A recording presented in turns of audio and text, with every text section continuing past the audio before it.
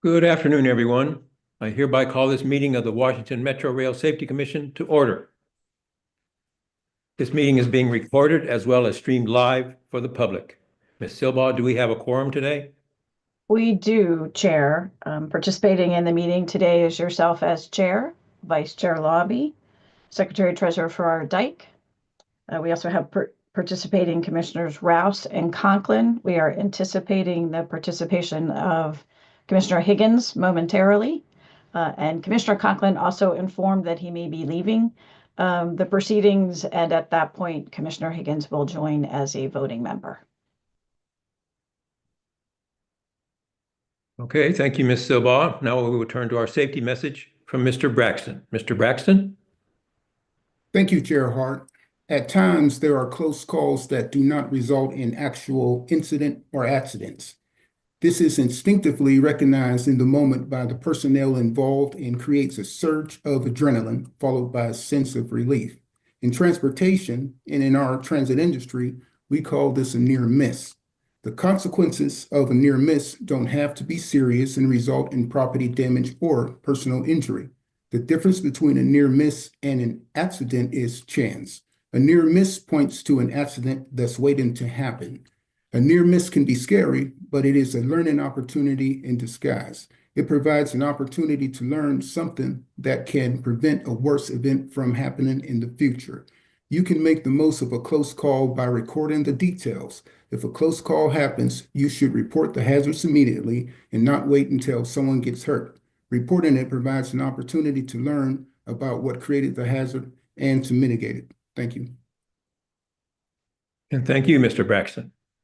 We'll now move on to the minutes from our previous meeting. Secretary Treasurer Farrar Dyke, the floor is yours. Good afternoon.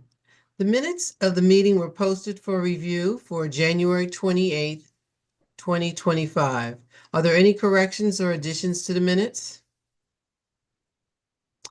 I move approval of the January 28th, 2025 minutes as circulated. Is there a second? Second. Commissioner Rouse has seconded the motion. All those in favor, please raise your hand and say yay. Yay. Any opposed, please raise your hand and say nay. Chair, of the 5 voting members, all voted yay, so therefore the minutes are adopted as presented. Thank you, Ms. Silbaugh. We provide an opportunity for public comments at each of our meetings. To ensure that we recognize all who wish to speak, we provided an opportunity for those who have joined the Zoom meeting to sign up in the chat box. If you wish to speak but did not sign in, please do so now. I would also remind everyone, including those of you who are watching on YouTube, that you can always report any safety concerns through our website, WMSC.gov, through our social media channels, or by email. Ms. Miner, do we have anyone who has indicated they would like to speak today? No, Chair Hart, there are no names in the chat. Okay, thank you, Ms. Miner. We will now continue with the next agenda item, which is my remarks. I would like to start by reporting on interactions that the WMSC commissioners have had with the WMATA board chair and directors. When Chair Santos assumed her leadership role, she contacted me and asked for the opportunity to meet. She, Director Drummer, Commissioner Conklin, and I have now met twice and look forward to continue these meetings. For our April meeting, Commissioner Farrar Dyke will be joining me. Turning to our meeting today, it includes updates on the WMSC's ongoing safety oversight activities and the actions that we take on a daily basis to ensure that Metro Rail upholds its safety commitments and strives to continuously improve the safety of its system. Metro Rail has reported increased ridership in recent weeks in its effort to meet the resulting service demands. As service levels and Metro Rail operations change, the WMSC remains committed to our safety oversight role for the safety of riders, workers, and first responders. Dr. Meyer, do you have any opening remarks this morning?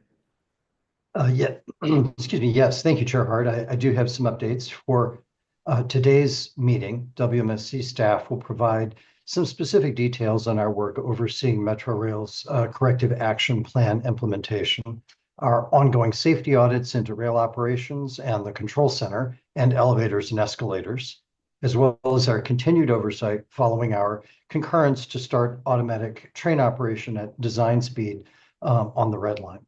Then our investigations team will give an update on their ongoing investigative activities, as well as seek your adoption of investigation into 4 evacuations for life safety reasons, and also for the derailment of a rail maintenance machine, 5 investigation reports. Prior to those staff updates, I'd like to briefly describe a special study that the WMSC is conducting of the ongoing Metro Rail radio infrastructure replacement and modernization project. WMATA has been working on launching an entirely new radio system, a project that initiated in 2017. The project is intended to increase the reliability and performance of the radio system and to improve the quality of radio communications throughout the Metro Rail system. Our audit report of emergency management and fire life safety that we issued in January of this year noted that the current radio communication system at Metro Rail is unreliable for operations or emergencies. During this audit, we gathered evidence of radio dead spots where the ability to communicate via radio is either intermittent or even non-existent. One of the investigations that we'll be presenting today for your adoption also notes that unreliable communication led to delays in the coordination of emergency responders. And of course, radio communications difficulties featured prominently in the NTSB's investigation of the L'Enfant Plaza Station electrical arcing and smoke accident that occurred back in January of 2015. Radio communication issues have been identified in 60, that's 60, WMSC safety event investigations that have been adopted as of late October of last year. The inability for personnel in the field to communicate with personnel in the control center and for first responders to communicate with one another during emergencies poses a safety risk to the safety of all those who interact with the Metro Rail system. The radio replacement project has now been underway for more than 7 years. Our special study of the project will assess the overall status of the project and when and if the anticipated safety benefits of the project will be realized. We will prepare a draft report that will be shared with the commissioners and also with Metro Rail for its comments before it is finalized and issued. So that concludes my remarks.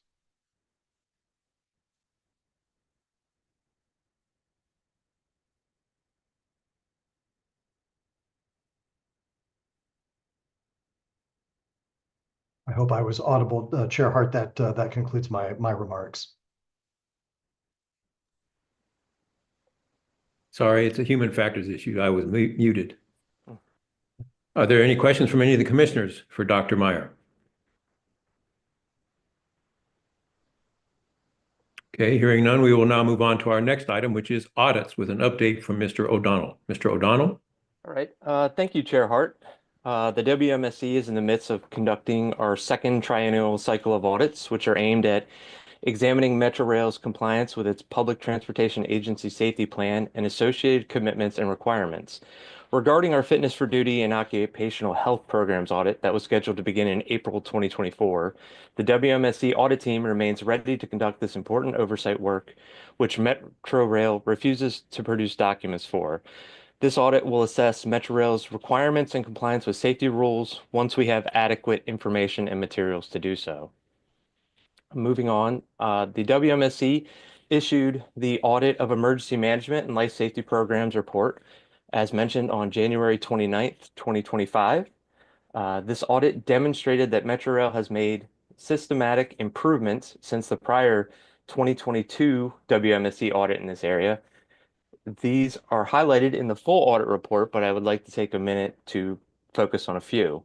Some of those positive practices improvements include Metro Rail's ongoing property and operational training with its jurisdictional first responder partners, which includes courses on station familiarization, rail car lifting, elevators and escalators, and tunnel familiarization courses, among others. Additional improvements include after-action reports and tracking of issues discovered during incidents, addressing locations and signage improvements, improved fire maps, and conducting station manager emergency preparedness training and providing the proper equipment. Along with these positives, the WMSC also identified 5 findings. The findings constitute areas where Metro Rail is not following its procedures and requirements, is not addressing equipment issues, and is not properly identifying and inspecting life safety equipment. Metrorail is required to address each finding as a corrective action plan. The findings identified are finding number 1, Metrorail does not have a reliable communication system for operations or emergencies. Intermittent radio communication deficiencies and known dead spots where the ability to communicate by radio is non-existent at various points in the Metrorail system and was identified by Metrorail personnel as a cause for concern throughout the audit. Radio communication issues, as stated, have been identified in 60 WMSC safety event investigations prior to the issuance of this audit report. Metrorail documented radio deficiencies in 4 after-action reports related to events that were provided for this audit. In its follow-up tracking related to these deficiencies found in the after-action reports, only one of these radio deficiencies appears as an item in the after-action tracker, and that item was listed as resolved. Finding number 2, Metrorail emergency trip stations, also called ETS boxes, located throughout the system are not treated as fire life safety assets. At the time of the audit on September 9th, 2024, there were 55 incomplete work orders related to the ETS boxes, with some open for over 2 months. During an observation for this audit, WMSC personnel went out to a section of track on the Orange Line and reviewed 12 emergency trip stations. 9 were in need of repair. 2 of these ETS boxes inspected were not capable of bringing down third rail power, and the remainder had telephone issues. Another identified issue with the ETS box is that Metrorail has 2 different preventative maintenance inspection procedures for ETS box enclosure inspection and trip verification testing. One covers ETS boxes excluding the Silver Line, and another applies only to the Silver Line ETS boxes. The Silver Line's emergency trip stations differ from the ETS boxes on the rest of the Metrorail system in that they have a remote monitoring system which requires specific instructions to address that piece noted in the preventive maintenance inspection SOP. Metrorail provided evidence of ETS inspections on the Silver Line prior to the 2024 release of the new Silver Line preventive maintenance inspection procedure. Metro personnel were relying on the older procedure, which does not contain the additional remote monitoring system aspects for those ETS boxes. Because there was no specific PMI forms yet created for the Silver Line, personnel created their own forms and in some cases wrote in affected locations and breakers that were tested and inspected. Finding number 3, Metrorail fire and life safety inspections do not identify and resolve deficiencies with fire life safety equipment and assets within stations. The WMSC visited 15 stations that were on the red, blue, orange, and green lines to do stations inspections related to fire life safety issues.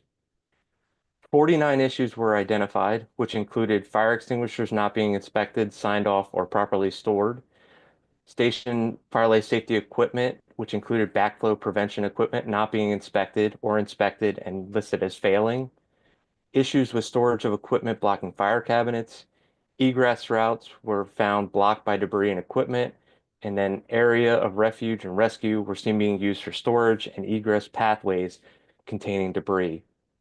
Metrorail responded that the identified issues comprised 35 code violations. Where possible during the observation, Metrorail personnel addressed items immediately as they were identified or contacted the appropriate personnel to address the issues for resolution at a later time. All issues were addressed, but there must be an ongoing process to better identify, mitigate these issues. Finding number 4, Metrorail is using Emergency Radio Operations Channel 6, although the channel is not ready for use. Radio Operations Channel 6 is intended for use during emergencies to aid interoperability and compatibility with first responders. Metrorail has not provided instructions on its personnel on its use, and the channel requires additional testing before it will be ready. However, as shown by the Metrorail After Action Report and Improvement Report pertaining to a smoke fire event at Eastern Market on February 15th, 2024, Ops Channel 6 is in use. During that event, it was identified that MTPD radios were not programmed for OP6, and that hampered communication efforts. This event corresponds with Investigation Report Whiskey 0344 that was adopted at the January 28, 2025 public meeting and can be found at wmsc.gov. Finding number 5, Metrorail is not contacting jurisdictional emergency services immediately upon identification of fire and smoke on the Metro Rail system. This audit's sampling of fire and smoke safety events found instances of delays in calls to jurisdictional emergency services. 6 of 27 sampled events evidenced delays of 10 to 19 minutes, and another 12 evidenced delays of 4 to 9 minutes before emergency response requests were made to jurisdictional first responders. These times are based on the data Metrorail provided to the WMSC and align with WMSC's own data that was compiled by listening to radio playback. The delays conflict with the requirements of the Emergency Policy Agreement between WMATA and the Metropolitan Washington Council of Governments Fire Chiefs Committee. Metrorail's procedure for managing fire and smoke in the Metrorail system states that upon confirmation of a fire and smoke incident, Rail 2 shall immediately contact the jurisdictional emergency services and provide them with the relevant information as detailed in section 6.1.2 of the procedure. In response to a preliminary version of this finding, Metrorail emphasized that it must confirm fire and smoke events prior to contacting first responders. The threshold for confirmation is not specified as to what additional information the control center requires before contacting jurisdictional emergency services. The draft corrective action plan to address each of these findings are due from Metrorail on March 10th. The drafts were originally due on February 28th. However, Metro requested additional time until March 14th in order to coordinate with a greater number of stakeholders, particularly regarding the finding that Metrorail does not have a reliable communication system for operations or emergencies. We provided until March 10th. We look forward to receiving these draft corrective action plans. Switching to the control center and rail operations audit, the audit team is reviewing additional information received after the January 14th exit conference while continuing to prepare the draft report for this audit. As a result of the information received from Metrorail, the WMSC will be conducting additional interviews for this audit. Turning to the audit of Metrorail's elevators and escalators program, that work is ongoing. We have completed the interviews and on-site observations for this audit and are in the process of reviewing the data and information collected. We look forward to holding an exit conference to present the findings of this audit with Metrorail towards the end of March. Finally, regarding Metrorail's communication systems, we have 2 projects underway. The first is a special study of the safety impacts of WMATA's radio replacement project, which Dr. Meyer remarked on a few moments ago. As Dr. Meyer explained, the special study focuses on WMATA's long-planned future 700 megahertz frequency radio system that is intended to replace the present 450 to 490 megahertz system. The WMSC has received and is presently reviewing initial documents for this special study. The second project is the audit of Metrorail's communication systems. This communication system audit is part of our scheduled cycle of triennial audits. The last time a communication system audit was conducted was in 2022. The audit scope focuses on Metrorail's voice and data transmission systems that are presently in use or available for use, such as radio and public address systems. The audit will focus on present inspection, maintenance, engineering, and other practices for those systems. Initial documents are expected from Metrorail later this month. Both of these projects, the special study and the audit, will be occurring in parallel, but with different scopes. Thank you. That completes this presentation. Thank you, Mr. O'Donnell. Are there any questions from any of the commissioners for Mr. O'Donnell? Chair, the vice chair has his hand raised. Yes, please, Commissioner Lobby.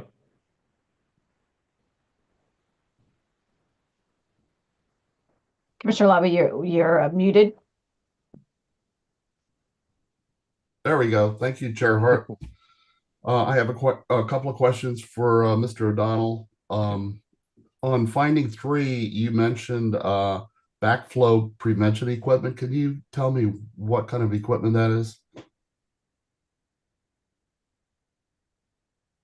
Or what it does? Yeah, I'm not too familiar exactly with what the backflow prevention equipment does.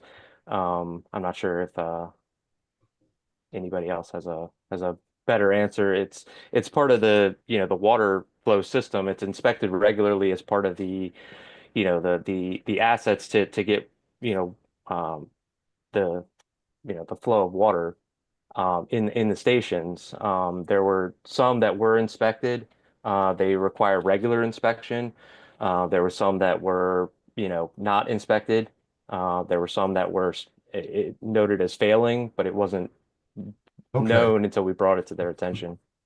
that's fine. I was really wondering whether it was an electrical No, it's a system, mechanical. No, it's a but if mechanical. it's water, it's some type of check valve system, so Yes, that's fine. exactly. Yes. Okay, on your finding 5, when we talk about 6 of the 27 sampled events had delays of 10 to 19 minutes, and then 12 others had delays 4 to 9 minutes, and this is in uh, um, I'm a little bit confused here because Metro says that it must confirm fire and smoke events prior to contacting first responders. Mhm. Is that what we're measuring their performance against? In other words, is 4 to 9 minutes, is that a reasonable time to confirm that there's a fire and smoke event before contacting the emergency responders? I I'm mean, going to actually jump in and say that the 4 to 9 minutes is not immediate. And the procedures require immediate contact after confirmation. That is the procedures that are on file in the control center now. However, the agreement that Metro Rail has with the Council of Governments calls for immediate notification and does not call for confirmation. So part of the corrective action plan for this will be looking for a resolution to that apparent conflict. And I'm sorry if I did not fully answer the question, John, please go ahead.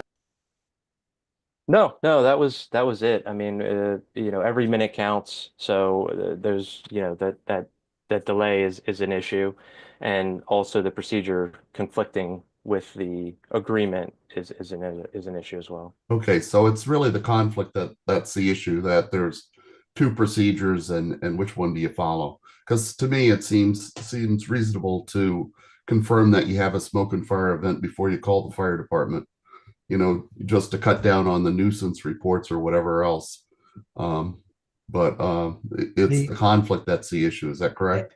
And the COG agreement actually specifically contemplates confirmation, but it specifies can be done after the fact. So there is a philosophy that the Fire Chiefs Committee was apparently looking for in that agreement that Metro Rail signed on to that doesn't entirely match what they're actually doing. And as our audit Does that shows, really make sense to immediately call the fire department as soon as the alarm goes off or whatever?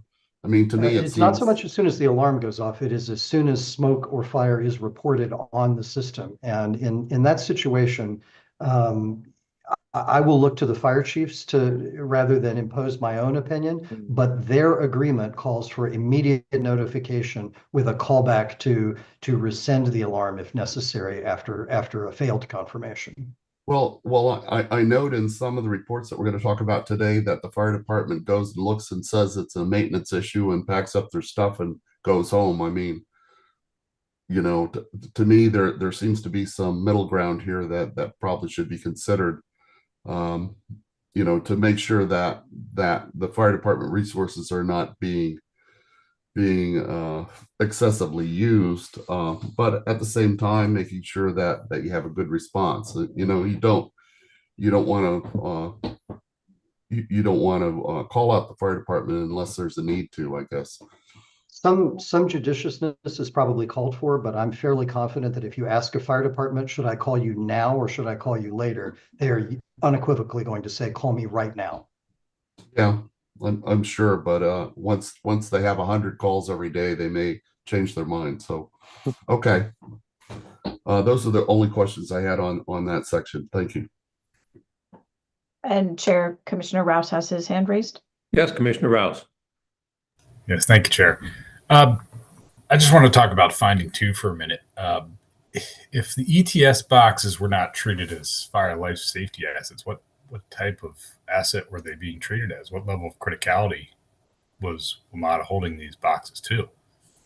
Well, I mean, they in some places they stated they were considered fire life safety assets, but they're not receiving the attention that the procedure would require of fire life safety assets, leaving multiple out there for months unattended to is not what is prescribed by Metro Rail's procedure for fire life safety assets. Yeah, I guess that's that's to me the concerning point, right? Regardless how you categorize them. Yeah. Somebody picks it up expecting it to work. Oh, of course. It's an essential part of the original design of this system is a closed system. That's a problem in and of itself. And to have 55 incomplete work orders, I'm assuming is that, well, maybe we don't know precisely, but does that mean they were not functioning? 55 work orders that had to be completed before they were functioning? So there's different levels of functionality, but yeah, 55 indicated that those boxes, for the most part, had communication issues. It's the communication issues that were the greater issue than actually being able to bring down power. And that was at the time of the audit. And then I guess on the observation during the audit, they found an additional 9 out of 12 that were inspected. Did I get that correct? But yeah, we went out to see 9 of those and find out what the issues were exactly. So, because they were just listed as open work orders. Okay, so you looked it's at a the subset. You looked at the 55 that were noted as. We went out to an area where there was known issues by the 55. So not all of those were covered. So we looked at it and said, there seems to be a lot of issues going on here. Let's go out and see this section of track and see what's going on. So it wasn't necessarily 9 new ones that weren't. No, correct. Yeah. Right. So that's helpful. I do think there's certainly a disconnect there in terms of what level of criticality those are treated as, because I guess the general public wouldn't know. They expect that. And now, arguably, I don't know that many people know what those little boxes with the blue light are anymore, right? I mean, many of us that work on this are familiar with their functionality, and that's probably an issue in of itself in terms of making sure the public's aware that they do have a function. They are intended to be there for a purpose. But inspection rates, and then what's the time frame for an expected repair once you identify it? That's certainly something they'll have to work to improve, because my expectation for a box like that is that it would be working, right? And so, and I think everybody else's would, and not, we're going to get to that next month when we get to it, right? It's so. Thank you for some additional detail there. Yeah, of course. Yeah, the other thing to note, Commissioner Rouse, is finding one points out that the radio communications does not work in a lot of parts of the system.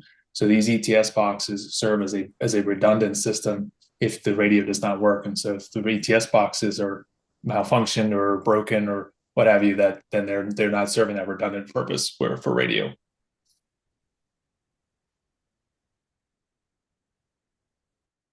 Thank you. Are there any further questions from the commissioners for Mr. O'Donnell? I see no further hands, Chair. Thank you, Ms. Sobal. We will now take up the next agenda item, which is corrective action plans. Ms. Rose, the floor is yours. Thank you, Chair Hart. Metro Rail currently has 91 open caps. There are an additional 5 emergency management and life safety audit caps in development, and an additional 1 roadway worker protection audit cap in development. 2 other caps have not progressed and remain in developmental status, C0255 and C0272. C0255 was issued more than a year ago on January 18th, 2024, and relates to asbestos in train control rooms. C0272 was issued on May 21st, 2024, and relates to life safety and occupational safety and health requirements in railcar maintenance facilities.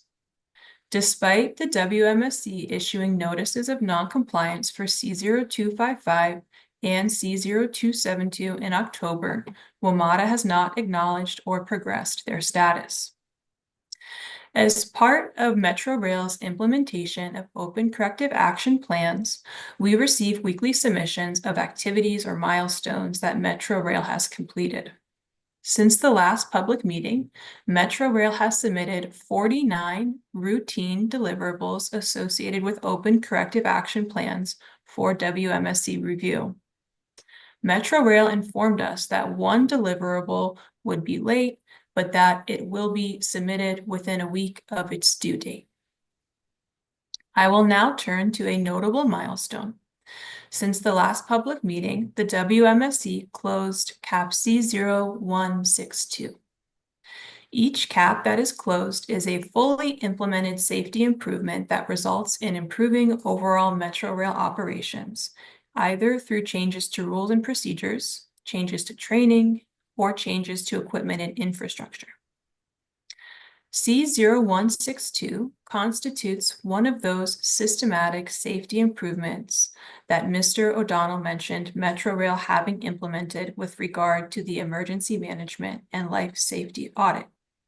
C0162 is from the first such audit and addressed Metro Rail's inconsistent adherence to the Incident Command System and related National Incident Management System. CAP C0162 resulted in Metro Rail developing an entirely new set of procedures collectively referred to as their Incident Management Framework. This was the first Metro Rail-wide emergency response training. It clearly outlines the incident command structure and incorporates both jurisdictional emergency responders as well as WMATA personnel and is scalable to various types of safety events.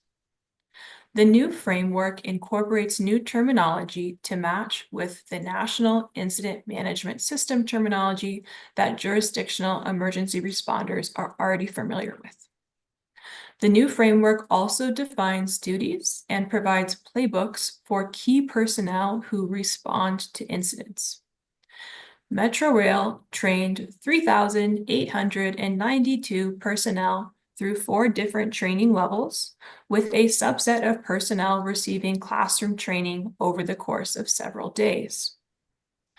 The reason an effective incident management framework is essential is because such a standardized approach ensures the safety of first responders, ensures organizational leadership and accountability structure in the response, and ensures resolution of the emergency in an efficient and effective manner that prevents further harm to life. Thank you. That completes this presentation. Thank you, Ms. Rhodes. Are there any questions from any of the commissioners for Ms. Rhodes? Vice Chair Lobby has his hand raised. Yes, Commissioner Labby. Thank you, Chair Hart. Thank you, Ms. Rhodes, for that presentation. I just wanted to understand a little bit about the NIMS requirement. It says the new framework incorporates new terminology. Is this the only thing that's required by NIMS? And is this new framework that they're doing, is this totally compliant with NIMS? Thank you, Vice Chair Lobby. The NIMS training is incorporated in parts of the incident management framework training that Metro Rail implemented as part of this CAP. There's different levels of training that are outlined in the training that was established as part of the incident management framework. The lower levels include taking actual NIMS trainings as well. In terms of the totality of what aspects of the NIMS system is reflected in the IMF training that was incorporated as part of this CAP, I can certainly get you greater details on that, but can't speak to specifics at this time. Okay, can you tell me, because we've had a number of incidents where we've said that the response was not compliant with NIMS. How do you determine compliance with NIMS? Does NIMS put a seal of approval on your process, or do you just follow their guidelines, or what? Is there a certification that it's NIMS compliant, or how does that work? Sure. Thank you for that question as well. And I can get you greater clarity on the NIMS specific certification. I can speak specifically to one of the items that was submitted to us as a part of this CAP, which was proof of compliance with the IMF training that was established in this CAP. That included reports of incidents from a sampling of 3 different months that showed the steps of this training were implemented. That included identifying an incident commander, and that incident command was indeed enacted in response to that incident. Okay, so it sounds like a little bit more work to do just to connect the dots, but they're headed in the right direction. Is that accurate? Yeah, definitely. I just don't want to misspeak to specifics of the NIMS training that I can't confidently speak to right now. Okay, thank you. And I know very little about NIMS except it's there. So I was just wondering how it compared with what the requirements were. Thank you. You're welcome. Thank you. Are there any further questions from any of the commissioners for Ms. Rhodes?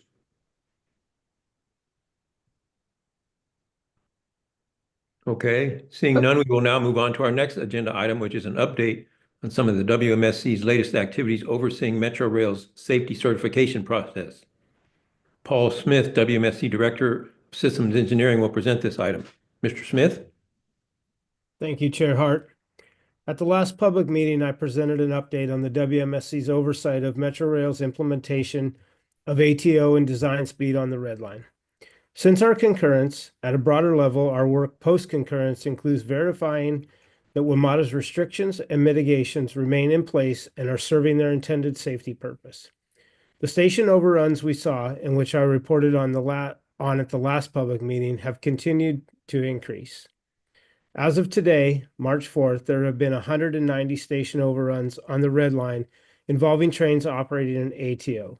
Of these, approximately 100 station overruns have resulted in trains passing the 8-car marker stopping point by one or more train cars. For some historical context, this slide shows the number of overruns per year from 2020 through the first 2 months of 2025. If station overruns in ATO were to continue at even 50% of the current rate, it would equate to roughly 300 monthly overruns system-wide if ATO were activated on all remaining lines. As I noted for your reference at the last public meeting, a station overrun occurs when a passenger train making a scheduled station stop fails to stop within the station platform limits at the 8-car marker and is unable to service the platform. The safety consequences of station overruns include roadway workers being struck by the train, passengers being unable to disembark or board the train using all available doors on the train, which can lead to injuries or the inability to safely evacuate the train to the platform during an emergency. The WMSC continues to conduct our own focused data gathering and analysis documents which Metro Rail is using to compile information on the station overruns. We have regularly shared our data analysis with Metro Rail. We have also provided our insights and advice on Metro Rail's data gathering activities and analysis to ensure that the data it is depending on to determine the mitigations are reliable, standardized, and current. I mentioned earlier that the WMSC has been conducting our own data analysis of these station overruns, and I have some notable trends to share today.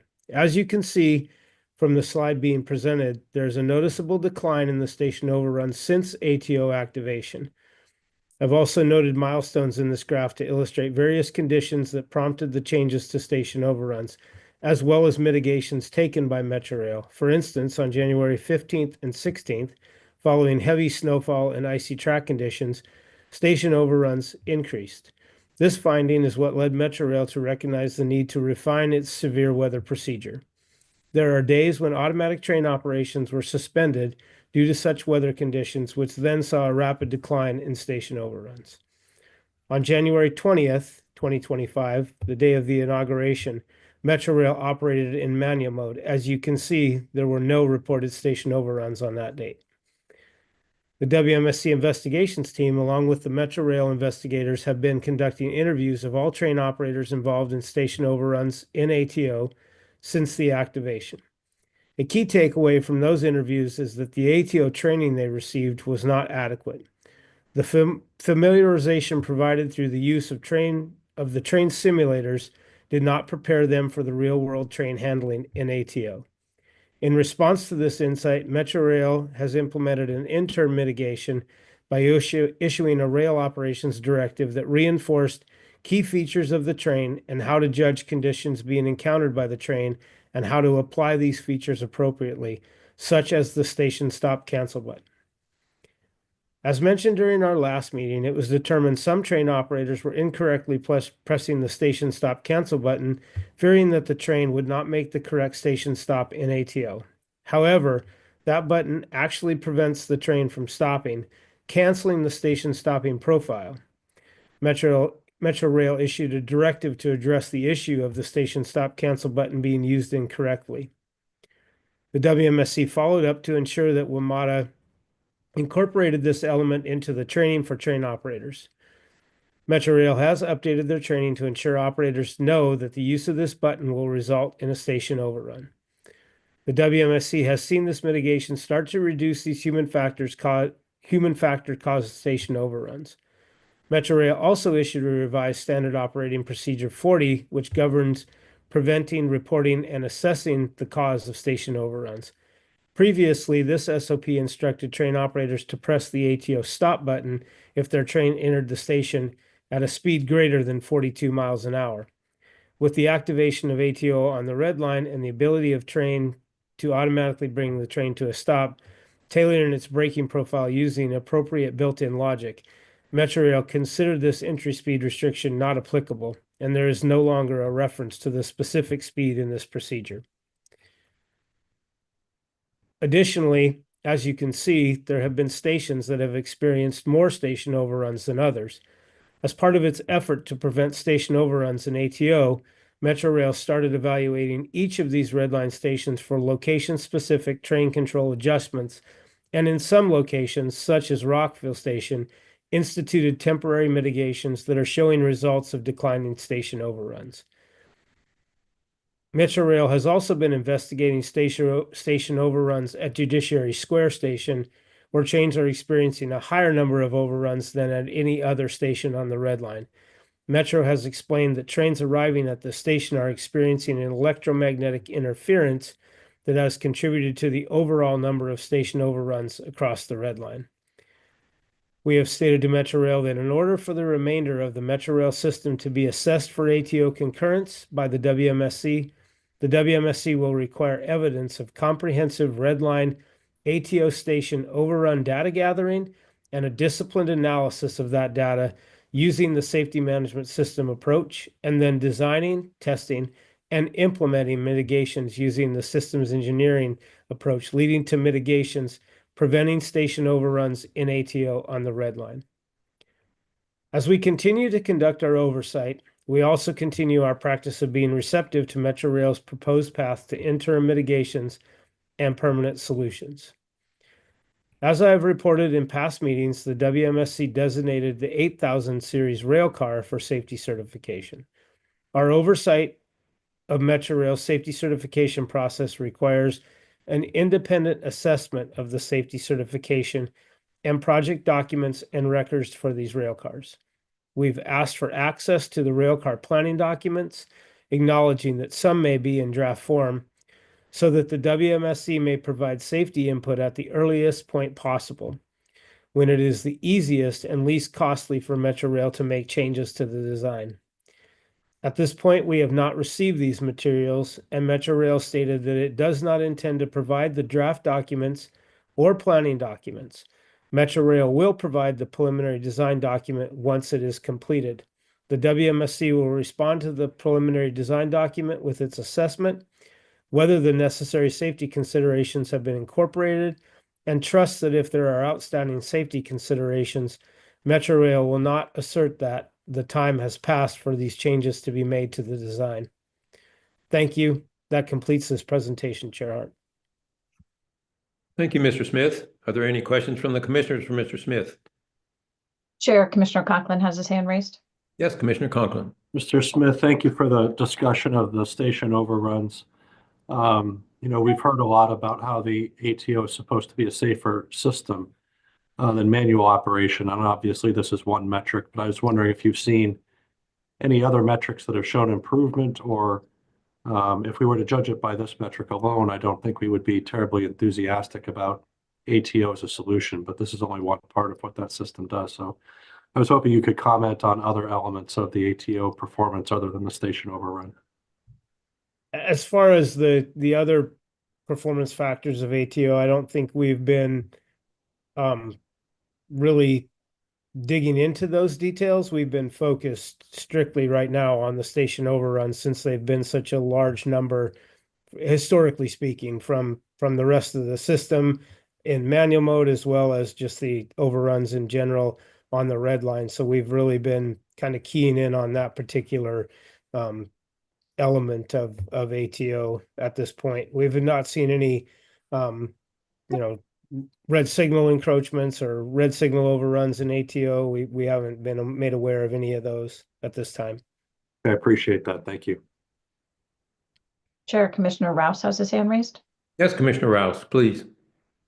Yes, thanks. And Mr. Smith, thank you again. I think we talked about this at the last session, and I appreciate you staying on top of this and working with WMATA to try to run this down. Because to Commissioner Conklin's point, you look at this from a data perspective, you say, well, I thought this was supposed to be better, right? But to that point, I do appreciate the work you've been doing here. And I think part of the most critical element at this stage is getting an expectation between ourselves and WMATA as to what the performance thresholds should be here. What is the performance tolerance and target for something like this, so we can work from there and make sure we understand what the variables are that are contributing to this. And to the earlier point that was made, I think we talked about this at the last meeting as well. It absolutely makes sense not to continue to add lines until you have wrapped your head around the problem, right? Because you're just introducing more potential variables, making it harder to address it in the first place and mitigate it in the first place. So I do appreciate that this is when we typically talk signaling, we talk about absolutes. And when we talk about going past a red signal, that's a +0 scenario, right? You don't want to go past the red signal. You don't want to go past your authority. We never talk about the minus. It could be -10, it could be -100, -200 feet, and every rail car could be different. But in this scenario, we're talking about a precise location, and that's probably different than what we most associate with like people movers and things where you have a pneumatic tire or rubber tire vehicle and an indoor scenario where it's probably a fairly consistent performance rate. I get it when it's steel on steel. I've never gotten anybody to give me a straightforward answer in terms of what the expected friction should be between the two. So it is a challenge, but the question becomes, is it +6 inches, +6 feet? What's the appropriate performance for this particular scenario? And if we're on the same page there, then it becomes a matter of knocking down these clearly outside the performance data trends. I mean, have a car length is not acceptable, right? And looking at the data you're looking at from Judiciary Square alone is the type of thing we should be, what's going on there. And we absolutely don't want to see that somewhere else on another line when there's performance issue due to something that we shouldn't be seeing in the first place, right? I get, like I said, there's all sorts of things we should be categorizing at this point and looking at, and I'm hoping they're doing that. And you can let us know probably at the next meeting how far they've drilled down in terms of weather events, manual override, location, geography specific issues, or rail car performance issues. And I'm hoping that gets us to where we need to be here. But thank you for staying on top of this. It is important. We need to understand what it's going on here before we start rolling out to other lines and introducing potentially new variables into the mix here. Yeah, thank you, Commissioner Rouse. Thank you, Commissioner Rouse. I'm speaking for myself that I'm going to be underwhelmed until I see an overrun number due to this automation that's close to 0. So stay tuned on that. Are there any other questions from any of the commissioners for Mr. Smith? Yes, Sir Vice Chair Lobby has his hand raised. Okay, please, Chair Lobby, Vice Chair Lobby. Thank you, Chair Hart. Mr. Smith, can you tell us a little bit more about this electromagnetic interference? How can that prevent a train from stopping at the station platform? So from what Metrorail has explained that's being experienced at Judiciary Square is the electromagnetic interference that the train cars, and just to be clear, it's typically affecting only the 7-car or the 7K rail cars. The other series of fleet doesn't seem to be affected by this phenomenon, but it's injecting a false marker coil input signal into the system, which is then extending the braking profile of the train. Basically, the train thinks it's further away from the 8-car marker than it actually is in reality. So then the train is not programmed to stop where the 8-car marker actually is. It's programmed further down the track from where that 8-car marker is physically located. So it's really an error in the position of the train, correct? That is correct. In the way the system is picking up the distance to go, what they call the input that the train is receiving from the marker coils. So that distance to go is actually longer than where the physical 8-car marker is located. So any mistake in the location of the train, that sounds pretty serious to me. I hope they get to the bottom of this. Do they think the electromagnetic interference is this something that's coming from the car, or is this coming from the outside environment? So they've done some series of investigations where they've instrumented some trains. They've taken some spectrum analyzers out there to see if the interference is naturally occurring in the airwaves. They do tend to see this interference only when trains are present. So when track circuits are occupied, they're seeing the interference from the rail side, but they still can't isolate what the problem is or what the source of that interference is to the point where they've now started to engage their suppliers, both the rail car supplier as well as the ATC package on board the rail car supplier, for more technical expertise and support in trying to isolate the actual source of the electromagnetic interference. Okay, well, I think this is a very important issue and really needs to be investigated thoroughly. We certainly don't want another Fort Totten issue where train locations are lost or things like that. So hopefully we'll stay on top of this. We agree, Vice Chair Lobby, and we are staying well engaged on that particular topic as well. So you mentioned that the 7,000 cars seem to be more susceptible to this EMI issue.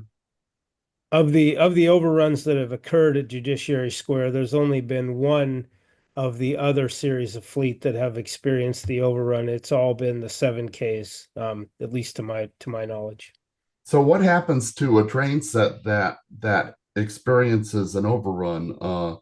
Is it taken out of service so that they can check that the systems are working, or the onboard train ATO system is working? What do they do once a train set experiences a overrun of a station? Yeah. Currently, according to SOP 40, the train set is not removed from service based upon one overrun. If they have a series of overruns, they would then probably take that train out of service and shop it. Currently, if it's just one overrun at one station, it would wait till the end of the service day, and then that train would be downloaded once it comes back to the yard, and then that WMSC data would be analyzed to ensure whatever the problem and experienced at that station for that particular overrun is understood and classified as far as what the causal factor was for that particular overrun. So have you seen any trending that shows repeat offenders train sets? Are there certain cars or certain series of cars that are more represented in these station overshoots? Yeah, so I have looked at that data. We generally don't see a large number of continuing repeat offenders. There was one rail car that had 7 overruns at Judiciary Square, and it had the data is a little skewed because it had like 3 or 4 overruns as well, like on a particular day. So it continued to experience the same kind of overrun condition. That car was taken out of service and shopped, investigated for issues with the ATC package, both the marker coil antennas and the marker coil receiver unit on board the train. And then I think maybe that train was also put into a belly location rather than being allowed to be the lead rail car. Yeah. Well, I know, well, at least I think the 7,000 cars have never really operated in regular service in ATO mode, because I think that when they first came out, the ATO automatic train operation had been eliminated for a time. Is that your understanding?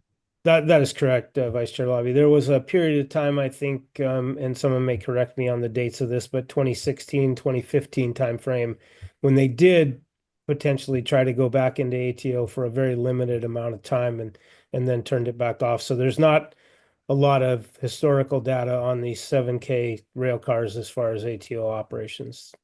So it may be worthwhile to take a closer look at least that series or other cars that are having issues. I would agree with that, Vice Chair Lobby. Okay, well, we trust you to keep on top of this. I had another question about the 8,000 cars, and you stated that Metro Rail was not going to provide draft documentation for the 8,000 series cars. Is this a departure from what they've done in the past? As far as my knowledge is based upon document requests for safety certification projects, this is a departure. Yes, sir. Okay, and is there any reason given that they don't want to share this information early? Other than the fact that they just state they don't want to share draft documents for the purpose of the safety certification, is that they don't want us to be asking questions that possibly their SMEs are already running to ground with the supplier. Other than that, I don't think I've heard any other reasoning that they're not providing these documents. Well, and so let me add to that. Thank you, Kathy. Yeah, sure. Metro Rail is asserting that, particularly for the safety certification process, that the WMSC's role kicks in at the design phase, the engineering design phase, and that planning documents, while perhaps beneficial, are not officially a part of the safety certification process. So they are committed to giving us those design documents once they are ready. For us, they have reported to their board that that preliminary design document will be done in third quarter. So that's months from now, but have chosen not to provide the planning documents for the 8,000 series cars, which would be beneficial, as we have shared, and helpful in looking forward. But they have read the requirements and the processes. That is not a requirement. Well, it kind of bothers me that they seem to change the rules as they go along, and come up with a new approach, depending on how much trouble we cause them, I think. Well, sir, they would say, so I've had discussions with various levels, including my counterpart at Metro Rail, and they believe they are following the same process that they did for Silver Line Phase 2. So they do not see this as a departure. Thank you. Yes. And Chair Hart, Commissioner Rouse also has his hand raised. Yes, Commissioner Rouse, please. Yeah, sorry, just one follow-up, because Commissioner Lobby hit on an important point. I wanted to just get a little bit more information here. Did you mention that Judiciary Square, they had done the EMI issues, or what they suspected? Was it, did you mention, were they static tests, or were they, do you know offhand if they involved dynamic tests on different vehicle types as well? They are analyzing the VMS data from like the revenue trains. They have taken a train set out there on one occasion, but most of them have been visual inspections, static testing. But they did mention that the noise that they saw on the rail was with rail cars present. So I don't know if that was during revenue service that they had placed instrumentation on the rail just to take the sampling of those. I don't believe they've done a lot of dynamic testing like on non-revenue hours to test this particular location out. Yeah, I mean, we don't want to jump too far ahead. Like I said earlier, I think the next stage here is you have started to see, it's important to start culling through the data and understanding where the trouble spots are, because this is, in particular, one of those areas where if we talk about potential inputs, it could be the traction motors and the combination of all sorts of things that are influencing it. with just one vehicle type or multiple vehicle types. And so we don't want to jump to any conclusions here, but understanding that is important for not only opening other sections of the ATO, but also for the A case, for example, and the test you perform there. If there is a specific parasitic signal that you're seeing because of the contribution of traction motors or any other number of elements there, that's going to be a test you want to perform with the 8Ks as well to make sure you don't repeat that problem with a new series of rail cars. Absolutely. And to Commissioner Lobby's point, I don't know how well this was investigated with the 7Ks because it was in an era where this wasn't really a functional expectation, I guess, to a certain degree. I think they did, I would imagine, go through normal testing of what UMTA and others would require in the past, but this may be a unique characteristic that needs to be reevaluated for not only the 7Ks, but the existing fleet and the future fleet. But yeah, they did do factory acceptance testing and tested out the ATO system and the ATC system on board the rail cars prior to them going into service. But as you mentioned, ATO was not being utilized across the rest of the system in any, significant manner. So. okay, thanks. Just wanted to throw that out there. I think it's, like I said, I think that goes back to the importance of drilling down to controlled variables and testing through those variables rather than just throwing everything out there in data.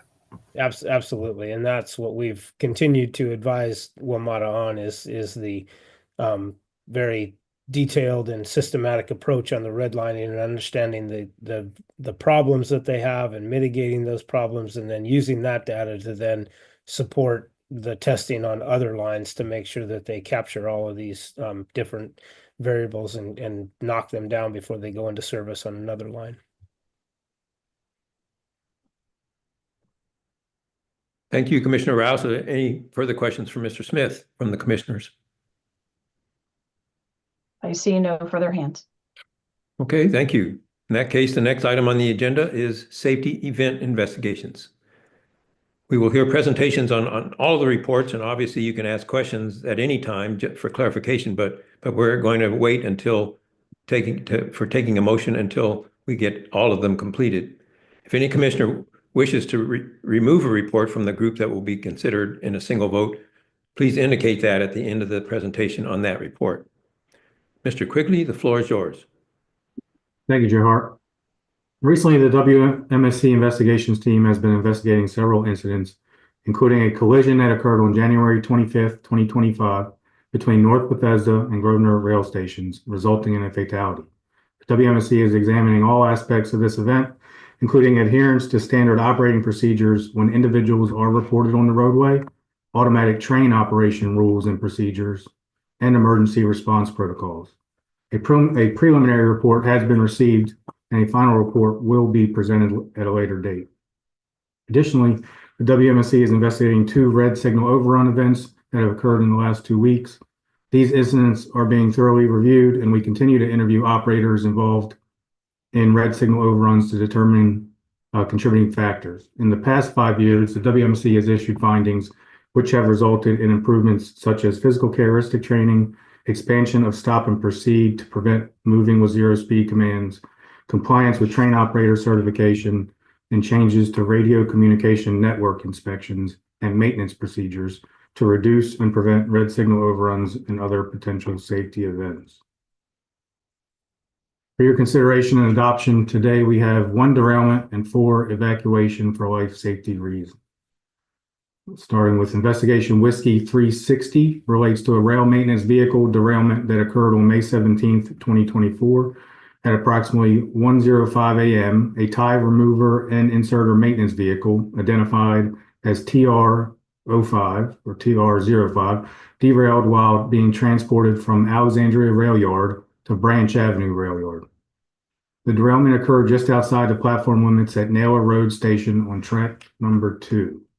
Prior to this, the equipment operator encountered difficulty navigating an incline in a curved section of track due to insufficient torque. Rather than following standard operating procedures, the operator attempted to compensate by switching from travel mode to work mode while in motion, an action that is not allowed under Metrorail policy. Work mode increases rigidity and is intended only for operation within work zones. making derailment more likely than used incorrectly. An investigative review of data revealed that TR-05 was operating in work mode at approximately 8 miles an hour at the time of the derailment, exceeding the maximum allowable speed of 5 miles an hour in that mode. Additionally, earlier in the trip, TR-05 had been recorded traveling at 18 miles per hour in travel mode, surpassing the 15 miles per hour speed limit. These violations of standard operating procedures directly contributed to the derailment. Following the incident, the equipment operator did not immediately report the derailment to the control center as required. Instead, at 1:09 a.m., the operator contacted the rail traffic controller and requested permission to inspect the vehicle without disclosing that a derailment had occurred. It wasn't until 1:23 a.m., nearly 14 minutes later, that a track and structure supervisor reported the derailment to the control center. In response, Metrorail dispatched Swing Master SM03 from Branch Avenue Yard to assist in re-railing TR-05. At approximately 3:06 a.m., all units were cleared from the roadway, and a track inspection confirmed that there was no significant damage to equipment or track components. The equipment operator was removed from service for post-incident testing, and an inspection of TR-05 found that both the front and rear hydraulic drive motors required replacement. This was not an isolated incident. TR-05 had been involved in another derailment just 1 month prior, with no identified defects at that time. As a result, Metro removed all Nordco trip machines from service pending further evaluation. A review of these machines determined that the current hydraulic drive motors did not provide sufficient torque, leading operators to improperly switch into work mode when encountering inclines. To address this issue, Metrorail developed and tested an equipment configuration change to replace the front and rear hydraulic drive motors with larger displacement configurations. TR-05 has since been upgraded, and the remaining units will remain out of service until these modifications are completed. This event highlights several critical safety concerns, including non-compliance with operational rules, such as exceeding allowable speeds, improper use of work mode, and failure to report a safety incident in a timely manner. Moving forward, Metrorail has taken corrective actions to ensure similar incidents do not occur, including reinforcing proper roadway maintenance machine operation procedures, reissuing safety directives, and implementing technical upgrades to prevent the need for work mode activation outside designated work areas. This investigation reinforces the importance of adhering to established safety protocols at all times. Thank you. That completes this presentation. Thank you, Mr. Quigley. Are there any questions on this event from any of the commissioners for Mr. Quigley? Chair Vice Chair Lobby's raised his hand. Yes, Vice Chair Lobby, please. Thank you, Chair Hart. Just a couple of questions for Mr. Quigley. First of all, the hydraulic motors apparently didn't have enough torque to navigate the grade in this situation. Is that correct? Yes, sir. Isn't this something that should have been handled during safety certification? When you select and test equipment, don't you make sure that it has the ability to operate on your system on the maximum grades that you have? You would think so, sir. Yes, sir. Okay, and do we know if this equipment actually received safety certification? I know we had, for a period, we had examples of equipment that never properly went through that process. I'm not sure about this piece of equipment. Okay, well, I think that might be interesting to look at. How does the operator determine the speed that this equipment is going?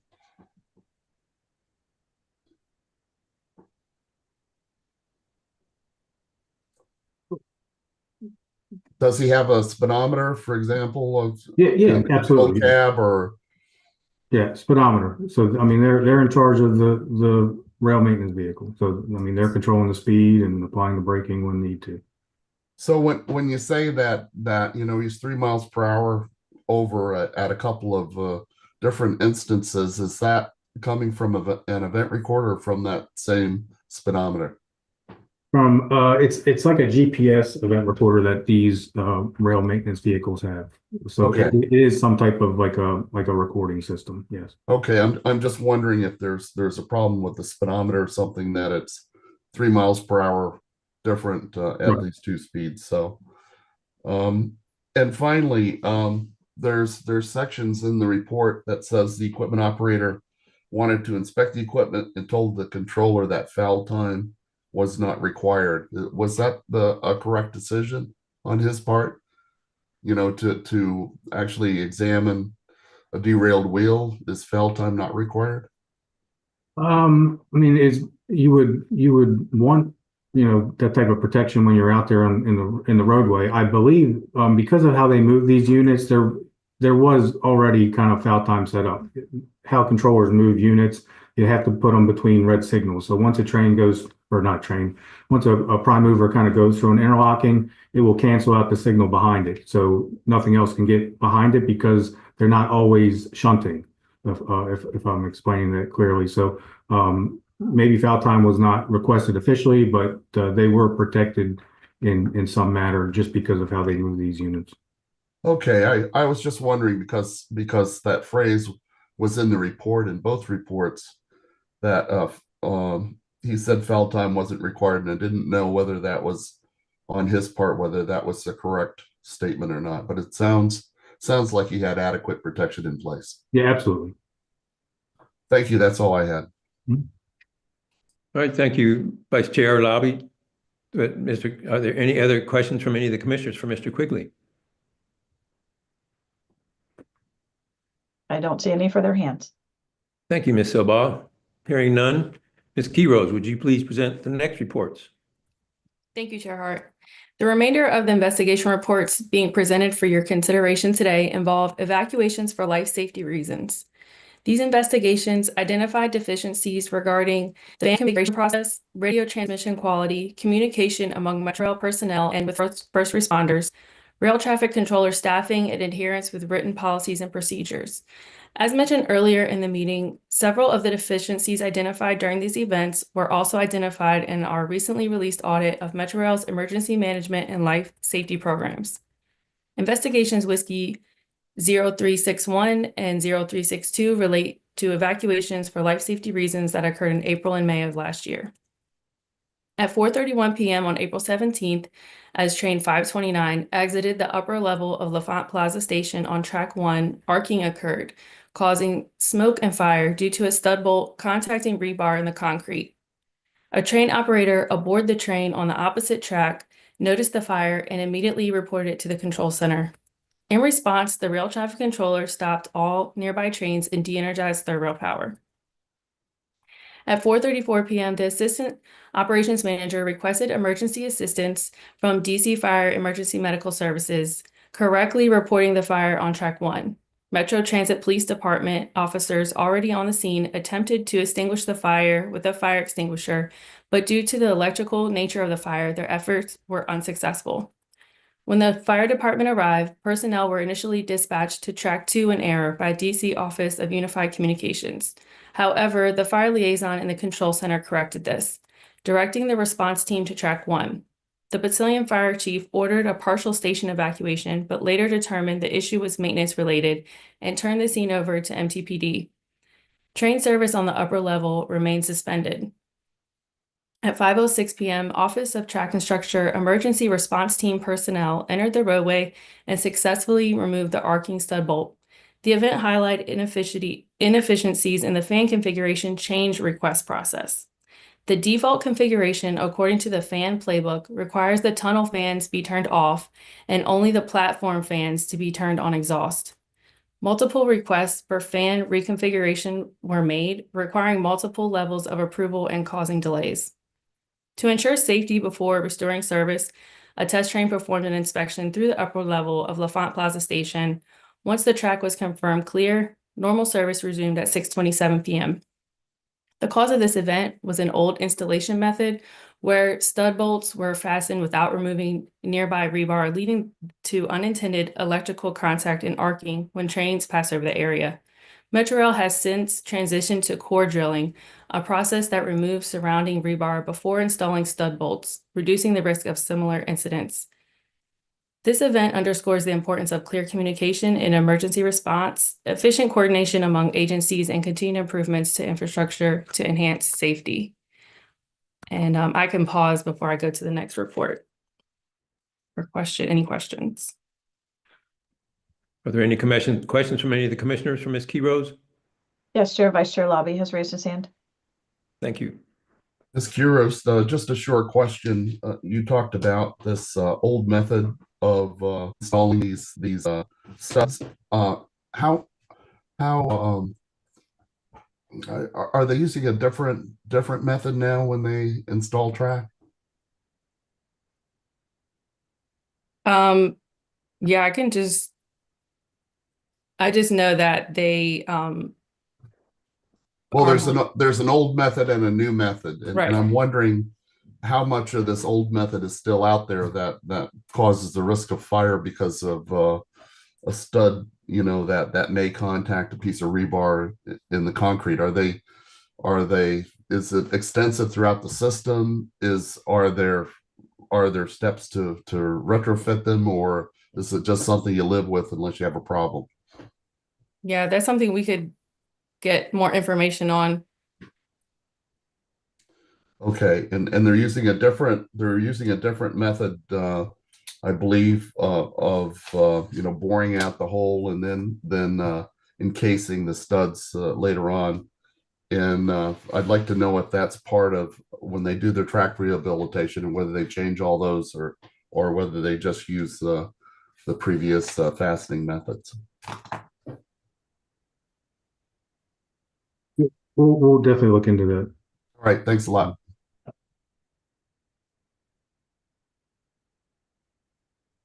Any further questions? I see no other hands. Okay, please proceed, Ms. Key Rose. Thank you. Investigation Whiskey 0362 involves similar ventilation and coordination challenges.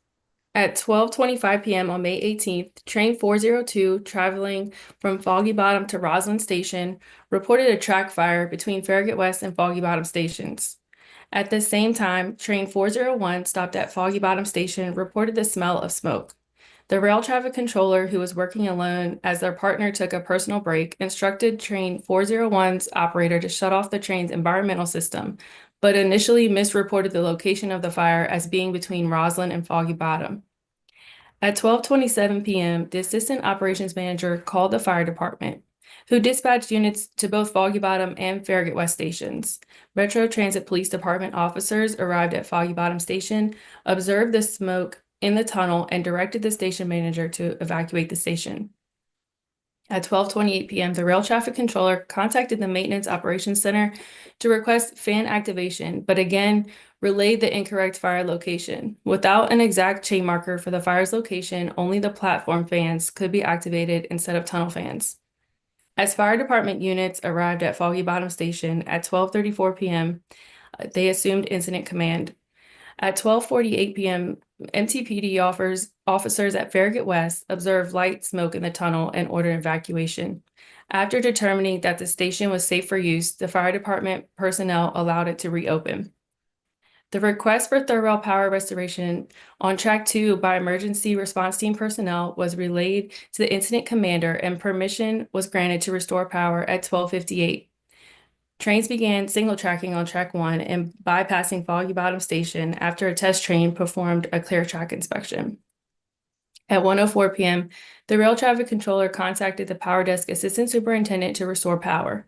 At the same time, emergency response team personnel entered the roadway to conduct a track inspection. The incident commander was confused and halted the restoration process. Eventually, emergency response team personnel identified the cause of the fire as debris that had come into contact with the energized third rail near interlocking.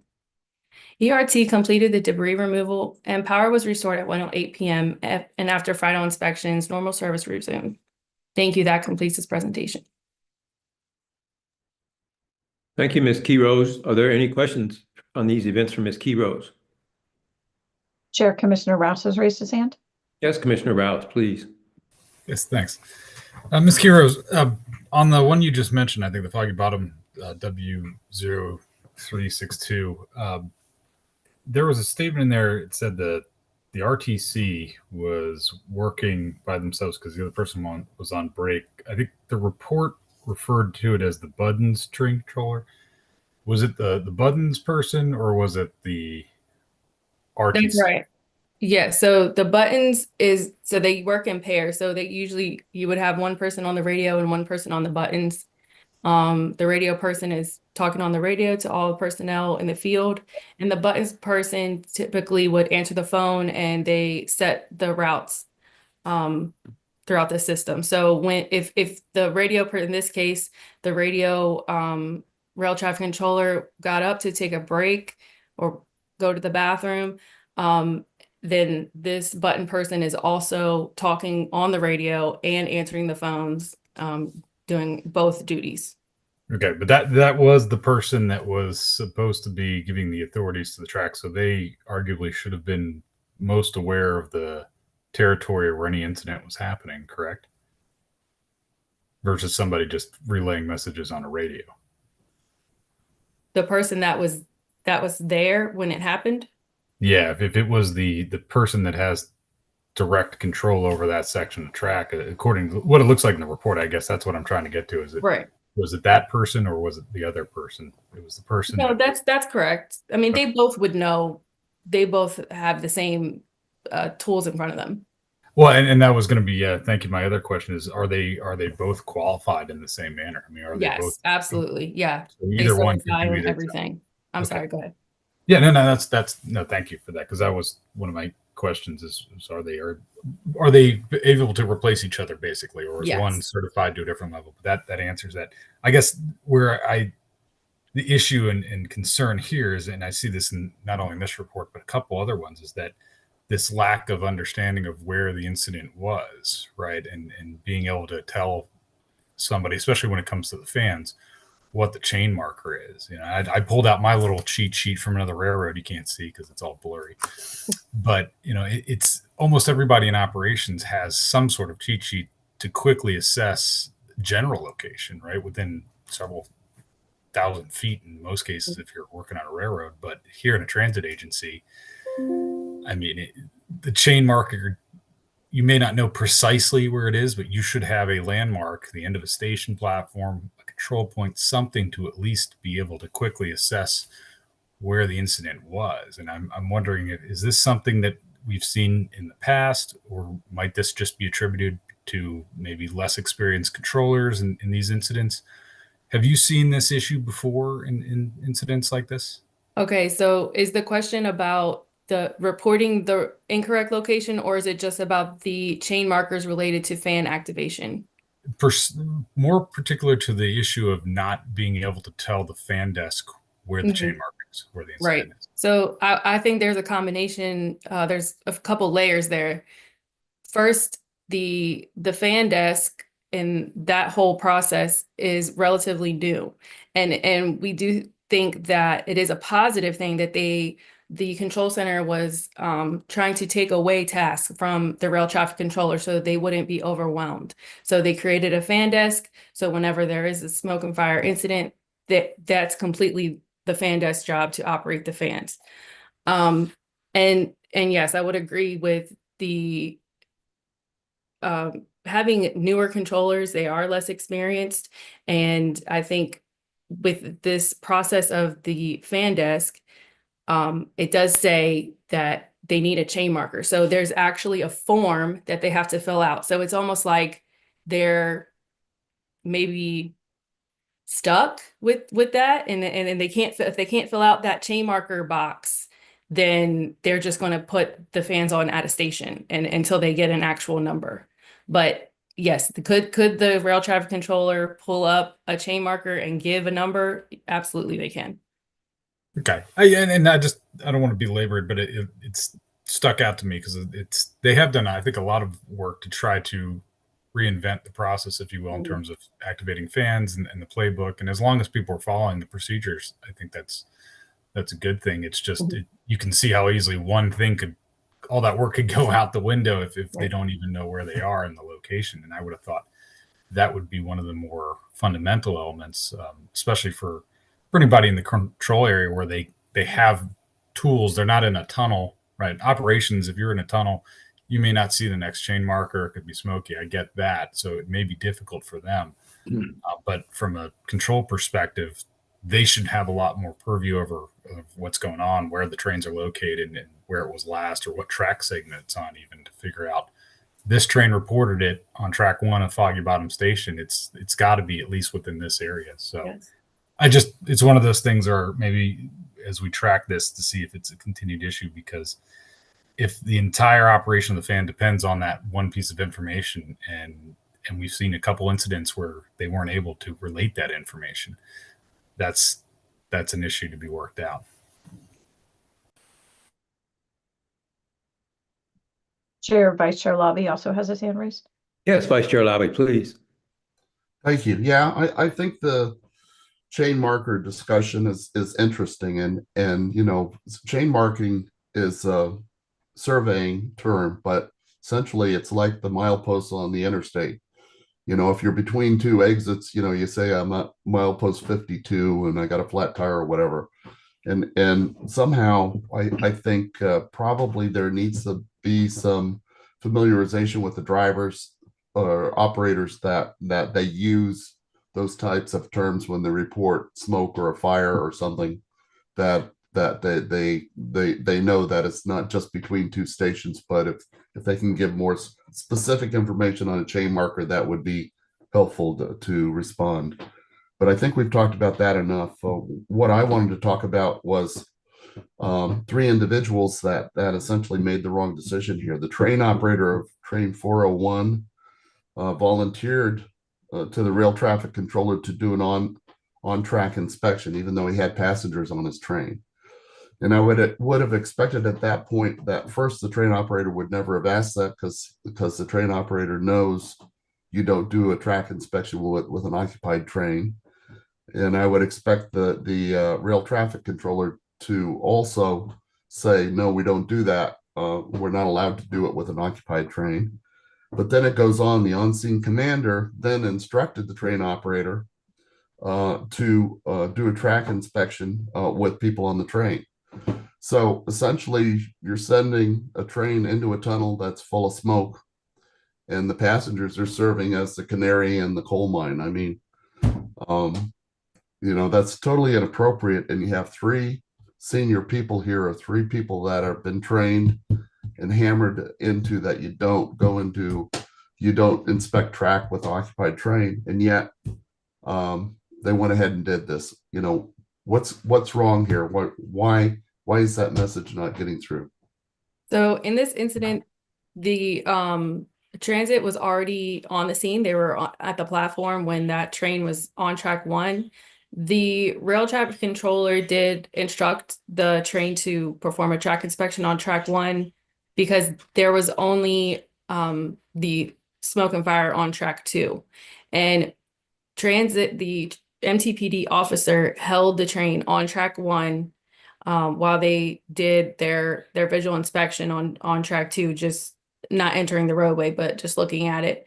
And they were the ones who ultimately allowed the train to continue track 1 in passenger service. So that was based on, you know, their assessment. So is that appropriate as far as we're concerned? Was that an appropriate action, or? Now, if they've identified where that smoke is coming from, then yes. I mean, if they deemed it was safe on track 1 side because they found the source or found the location of the smoke on track 2 side. So if they didn't know where the smoke was coming from, then we would be, probably have a different discussion. So it seems to be a little bit of a gray area here, huh? Absolutely. I was also wondering whether a driver or operator who's told to inspect a track with a occupied train, does he have the right to say no? Yes. That's against the rules. Does that ever happen? I'm sure it has. I couldn't tell you last time. Okay. Well, I stand corrected on this one, I think, but this is something that we've seen several times in the past. I was just surprised that 3 people that know the rules would ask them to do this inspection. So, okay, thank you. Thank you, Vice Chair Labby. Any other questions from the commissioners for Ms. Keyrose? I see no further hands. Okay, thank you. In that case, Mr. Quigley, would you please present the final reports? Thank you, Chair Hart. Investigation Whiskey 363 occurred on July 2nd, 2024. Metrorail's Eisenhower Avenue headquarters was evacuated due to a fire on an exterior patio of the penthouse level. The fire was caused by employees smoking in an area not designated for smoking in violation of Metrorail's smoke-free workplace policy. Security camera footage shows that at approximately 2 a.m., 2 employees from the Power Operations Center lit cigars despite visible no smoking signs posted on the door leading to the outdoor patio. They remained outside for nearly an hour before returning to their workstations. At 4:06 a.m., the flower box where they had been smoking began smoldering. By 4:22 a.m., the planter box ignited. At 4:31 a.m., an employee on the 9th floor, while monitoring security cameras, observed flames and reported smelling smoke to the Security Operations Control Center. At 4:32 a.m., the Assistant Operations Manager was notified and the Fire Liaison Officer was informed shortly thereafter. The Metro Transit Police Department personnel were dispatched to evacuate the building.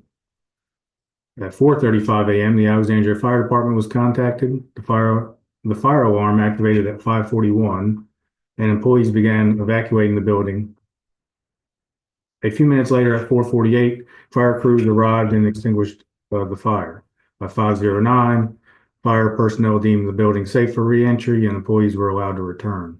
The investigation confirmed that the fire resulted from improperly discarded smoking materials, which ignited the wooden planter box.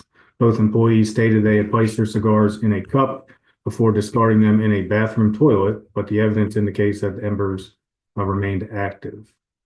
As a result of this incident, the Power Desk Assistant Superintendent and Power Desk Controller were removed from duty for post-incident testing.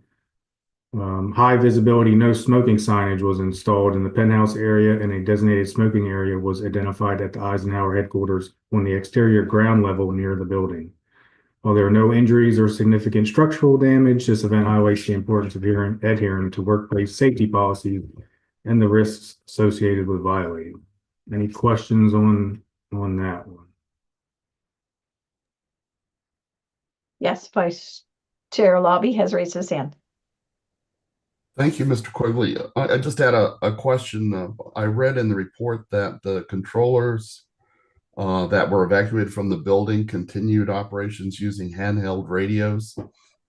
Is that accurate? Yes. And is this per protocol? I mean, when you evacuate a building, are there any protocols to go to a backup control center? And were those protocols followed? There is. It doesn't. It depends on the timeline and how long they're out of the control center before they make the move to the backup location.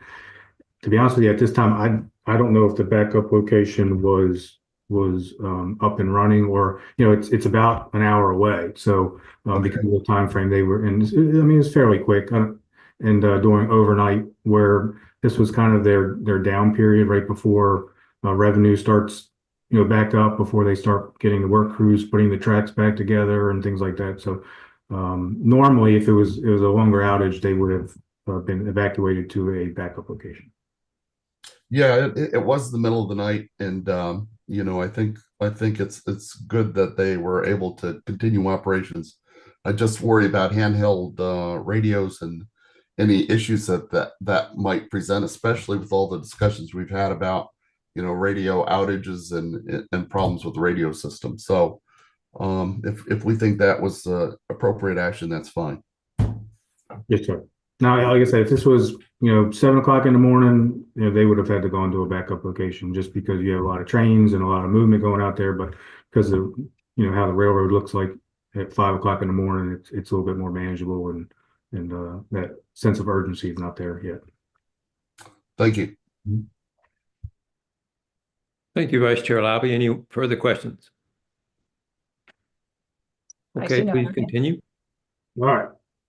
Final report for you today, Whiskey 0364 occurred on Monday, July 22nd, 2024 at 11:48 a.m. Train 617 reported heavy smoke while approaching Benning Road Station on track 1. Train operator advised the rail traffic controller that visibility in the tunnel was 0 and that passengers had activated the emergency intercoms due to smoke entering the train. At the time of the report, the rail traffic controller was working alone. The train operator was instructed to turn off the train's environmental system and continue to Benning Road Station to offload passengers. Train 630, which was already at Benning Road Station on track 2, reported that there was no smoke in the station and was instructed to offload passengers as well.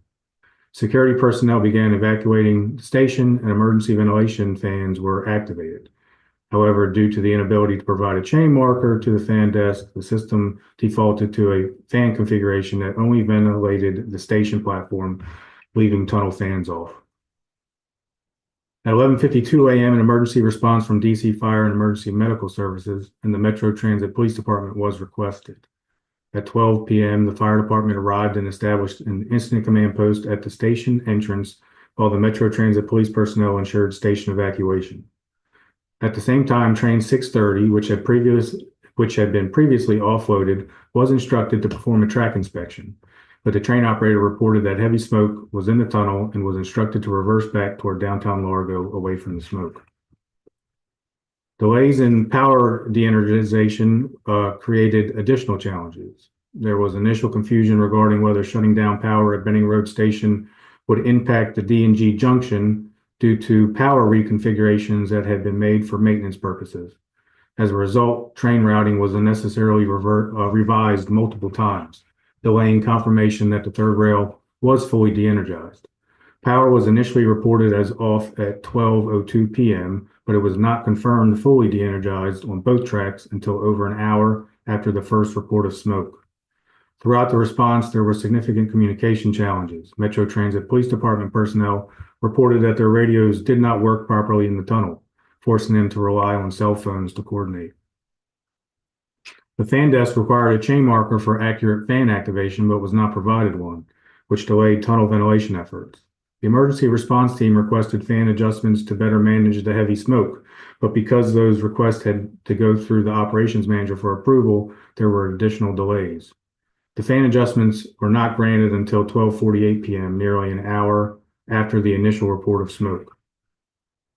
Inadequate rail traffic controller staffing contributed to early confusion as the controller was working alone when the event began. Responsibilities were split between managing the train movements and responding to the emergency, which led to delays in notifications and coordination. At 12:58 p.m., emergency response team personnel confirmed that third rail power was de-energized on track 1, and a track inspection identified an arcing insulator as the cause of the smoke.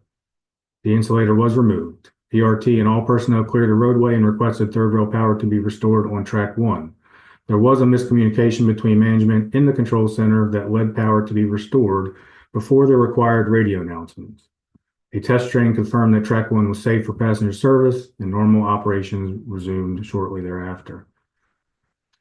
Let's see, this event exposed significant gaps in communication, coordination, and adherence to established protocols. The delays in power de-energization, the radio transmission failures, and the slow response in adjusting fan ventilation all contributed to a prolonged incident. This event serves as a critical reminder of the importance of proper training, adequate staffing levels, and the use of experts and practitioners' input in designing life safety procedures, such as the emergency fan procedures, to ensure all practical considerations are being recognized prior to the implementation, and adherence to safety procedures to ensure a more efficient response in future emergencies. Thank you. This completes the presentation. Thank you, Mr. Quigley. Are there any questions from the commissioners regarding these events reported by Mr. Quigley? Yes, Vice Chair Lobby's raised his hand. Yes, Vice Chair Lobby, please. Chair Hart, not so much a question, but an observation. You know, this is a situation. It's a dog breakfast of everything that could go wrong did go wrong, and there was total miscommunication, confusion, conflicting information, inadequate training, delayed response, failed equipment. The report even says that the emergency fire alarm did not activate. And finally, after all this was over, when they put the third rail power on, they didn't follow their procedures and basically put Metro Rail workers and emergency responders at risk. So, these types of things are pretty disturbing, but, I really think that Metro Rail must do better in the future on this. Hopefully, these new procedures that they have with incident commanders and the NIST procedures will help them to do a better job. But this type of incident where everything goes wrong like this really isn't acceptable. That's all I had. Thank you. Thank you, Vice Chair Labby. Any other comments or questions for Mr. Quigley from any of the commissioners? Commissioner Rouse also has his hand raised. Yes, Commissioner Rouse, please. Yeah, thanks. And this is similar to Commissioner Labby's point here. And you look at some of these incidents, and I think we've talked earlier and previously about preparedness for these types of scenarios. And it sounds like WMATA has a pretty robust process for doing emergency preparedness drills with its neighboring agencies and first responders. But I wonder how much exposure employees, particularly new employees, get to these scenarios before they actually happen. And in the case of even the actual planned activities, the emergency preparedness drills, who out of the agency is getting experience with those? Is it the same group because it's the same shift? I think somebody brought that up before, and that's a good point to kind of talk about. But for the employees themselves, the ones who are most reliant on being able to know the procedures and follow those procedures, do they really get any regular exposure to this outside of those types of drills if they're a part of it? Do they have recurrency training? Do they have some scenario to actually try to walk through those procedures other than just talking about them in a classroom setting and talk about whatever updates might have occurred since the last year? I don't know that anybody, from staff or anybody here, if they know if that happens, but that certainly seems to be a missing point here, is that they don't exercise these capabilities. So they have all these procedures, but when push comes to shove and they need to exercise them, they don't know even where the train marker is to start the discussion, to start the process. So how much are their employees actually getting exposure to these in a mock scenario in their training or in recurrency to actually exercise these procedures and try to walk through them? I know we've talked about from the dispatching side or the rail traffic controller side, they do some desktop activities, and that's good. I don't know if there's a similar process or similar training and activities for other people that are actually in the field, so that they also get to exercise some of these procedures that they hopefully don't use on a regular basis. Yeah, I'm not too sure about the field other than I think what we previously discussed was they do like quarterly emergency drills when they're bringing all the different jurisdictions and have the large scale emergency drill. So then they try to rotate controllers, but most of them get this kind of review and practice, like you said, with those tabletops, those skill drills that they use kind of, off the console. They kind of go through these procedures. Their recertification process is they usually have to complete 2 emergency scenarios, working there on the simulator where they have live train movement. Now, it's not the same. I don't think you can ever replicate what they go through, in real time. But they do have, other avenues that they work on, emergency drills and procedures like this. I think this event being the individual working by himself played a role, had some decision making that wasn't up to the procedures by allowing that train through smoke. I know that the controller had some time off for some of the decisions that they made. The fans, again, this chain marker. We during the control center audit, that was one of our questions. We asked a lot of the controllers, did they experience issues with trying to get fans turned on because they didn't have exact chain markers, and we didn't really get anything back, other than these 2 events.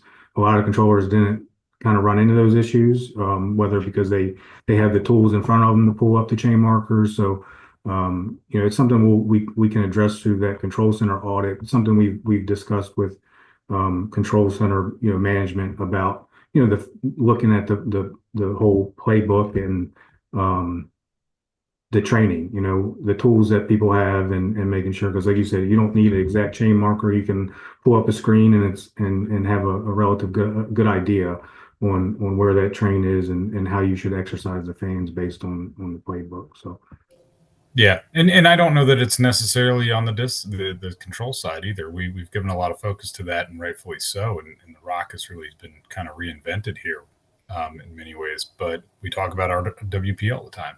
The folks with the boots on the ground, so to speak, are they getting exposure to this, or is our WP training just this is how you walk over a third rail, and then here's some other slides to look at? Do they actually go through any mock scenarios to actually say, okay, let's as an EIC or other person in charge, especially for supervisors, here's a scenario. How would you handle this? And just see if they have that capability, particularly if it's, a recurrency type effort, because we've all gone through those trainings and some can be very effective. Some can be very, ineffective. And you're going through some slides, but you're not actually practicing anything. You don't actually get to exercise those procedures in any way, shape, or form. And that's really where you get some benefit out of having people together, is to go through a mock scenario in a safe environment and say, okay, you've been in EIC for a few years. You should be able to handle a power request to bring everything back up. Let's see how things work.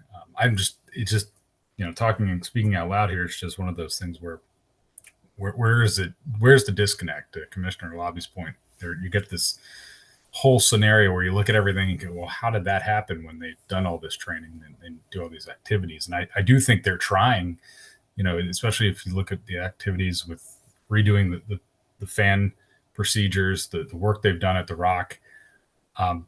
But it sounds like there's still something missing here in terms of execution. I agree. So thank you for those comments, and I'm going to broaden what you're saying by asking Ms. Samar Singh or Dr. Meyer, do any of our regularly scheduled series of audits that we do on a 3-year basis cover any of these emergency scenarios to help ensure that the people people who are on the ground, so to speak, are familiar with the emergency procedures and have not only know about them, but have actually done them so that there'll be some muscle memory involved. And Chair Hart, we do. We had discussed extensively today the emergency management and fire life safety audit report that was published on the 29th of January that looked into one aspect of what you're talking about. The rail operations and rail operations control audit that we are currently working on, which you heard from Mr. John O'Donnell, also looks at another aspect, all of which are evaluated through those two audits and other safety audits that we conduct throughout its triennial audit cycle. But the two that I just named are the ones that particularly focus in on the topic that we are discussing right now. So I'm wondering if this is telling us that maybe those aren't enough. I'm not. I understand what you mean by. That's a rhetorical question. Does that mean we're not accomplishing our intended outcome of having people that are ready to handle emergencies? Well, we also, as you just heard, look at emergency response and fire life safety activities following each one of these emergency evacuations that we discuss as part of investigative reports and adoptions of them. And then there is an active effort to understand what are the areas for improvement, and Metro Rail design and implement recommended corrective actions, which you hear about, hear us discussing here and in each of the investigations reports. So while we have the two audits that I just mentioned, there are all these avenues that we use to conduct and assess how Metro Rail is doing on all these areas. And as you say, there is more work to be done. So I just, look at the bigger picture and say that, that really wasn't a question intended to be answered with a yes or no today, but just a question that wasn't answered with the intent of thinking about it further to see whether we need to dig deeper into this area. We'll definitely give consideration to that, Chair Hart. Thank you. Thank you. So are there any further questions from Mr. Quigley on the events he just reported? I see no further hands.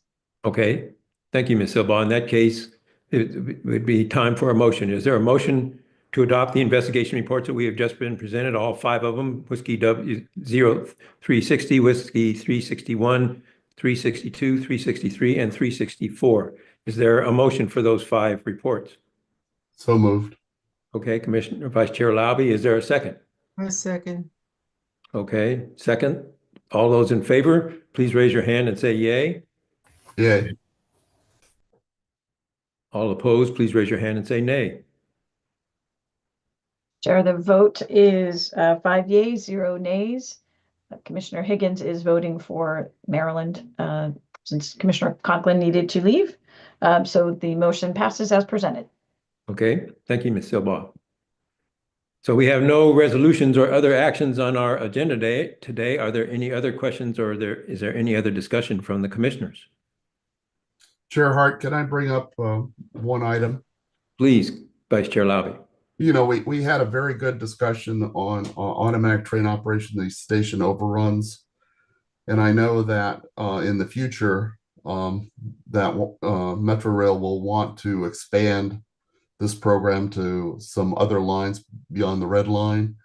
And I just want to better understand where we are in that process. I believe that we have to approve expansion of this program, but we're not really seeing good results from the red line. Do we have an idea of what we need to see in order to be in a position to approve expansion of this program? Commissioner, I'm sorry, Vice Chair Laube, I'll answer that question that you just raised. So over the past 8 weeks or 10 weeks since December 15th, when Metro Rail activated ATO on the red line, we have been conducting the work to ensure that whatever safety mitigations that Metro Rail had put in place were working as designed. And then we saw station overruns happen on the red line. And since then, we have been communicating several themes to Metro. One is we need them to follow the data and understand what is causing each of these station overruns and take a systems engineering approach to designing and implementing the fixes either locally or globally across the red line system. The other part that we have been communicating to them is at this point, when we see this level of numerous station overruns, it is premature for Metro Rail to discuss WMSC's concurring on the safety certification to activate and expand ATO beyond the red line system. And so that's where things stand. We have asked Metro Rail to provide us evidence and data of the work that is ongoing to mitigate and bring these station overruns closer to zero, to borrow a phrase that Chair Hart used a few minutes ago. And that's exactly what we are communicating to them. And right now, the future of expanding beyond the red line is still in the future. Right now, there is no real definitive path to it until we see improvements on the red line with station overruns. Okay, So thank you, has Mr. Metro Marthingham. Rail, have Metro Rail indicated any desire to expand this program in the near future? Yes, they did, and it is to that sentiment that we responded that it is premature to do so. Okay, and what's their goal? What dates are they talking about? They have pointed to sometime in the June timeframe of 2025. But again, you have heard us discussing that for us, timeframes really are not of coincidence when it comes to safety certification. We are really looking for the data and the evidence to support that a system is safe for activation. Well, in the spirit of managing expectations, June doesn't seem to be realistic on their part, and until we have a better understanding of these station overruns and get them under control, I think it would be a huge mistake to take this problem and expand it to the entire system, because then we'd really be looking at some high numbers on station overruns. And so until this problem is appropriately addressed, I don't think we're really in a position to approve any expansion of this program. At least that's my feeling. Well, as you heard me mention earlier today, I'm going to be underwhelmed until I see, just to pick one issue, I'm going to be very underwhelmed until I see station overruns in automated mode very close to zero.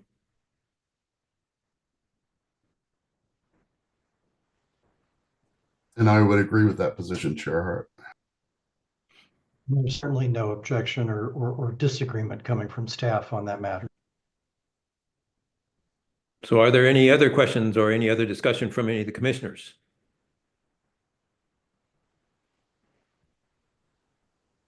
I see no other hands. Thank you, Ms. Silbaugh. Hearing none, that completes our meeting for today. As a reminder, you can always report any concerns, any safety concerns through our website, wmsc.gov, through our social media channels, or by email. I would like to thank Dr. Meyer and his staff for all of their hard work to continuously improve the safety of Metro Rail, and I would like to thank them for their very enlightening presentations for this meeting.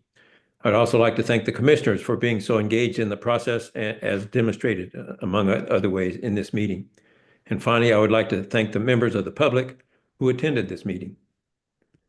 We will hold our next public meeting on April 8th, 2025, and we look forward to seeing you next time. Hearing no further business, this meeting is hereby adjourned.